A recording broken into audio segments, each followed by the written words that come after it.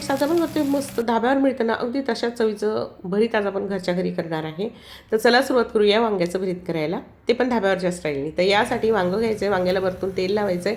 तेल लावल्यावर मस्त गॅसवर सगळ्या बाजूनी उलटं पुलटं करून मस्तपैकी आपला वांगं व्यवस्थित भाजून घ्यायचं आहे. वांगं व्यवस्थित भाजून झालं की त्यानंतर काय करायचं आहे, वांग्याची सगळी सालं काढून घ्यायची आहे.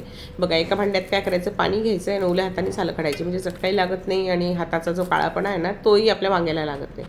वांगं व्यवस्थित चेक करायचं आहे की अळी वगैरे नाही. तर त्यानंतर काय करायचं आहे, मस्तपैकी वांगं ठेचून घ्यायचं आहे, जेणेकरून वांगं मस्त व्यवस्थित मॅच झालं पाहिजे.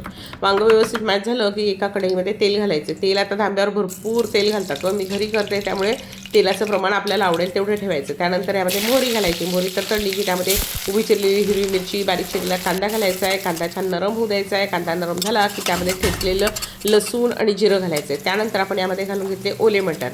आता हे ओले मटाराला थोडेसे कोंब दिसत आहेत, कारण मी हे निवडून फ्रीजमध्ये ठेवले होते, त्यामुळे त्याला मोड आले. आता हे मटर छान व्यवस्थित आपले शिजले पाहिजे म्हणून वरती झाकण ठेवलं आणि मटर तेलावर पटकन शिजतात. तर तेलावर व्यवस्थित झाले की त्यामध्ये थोडीशी हळद आणि लाल तिखट घातलेलं आहे. त्यानंतर घालायचं आहे टोमॅटो. टोमॅटो घातल्यावर व्यवस्थित परतून घ्यायचं आहे.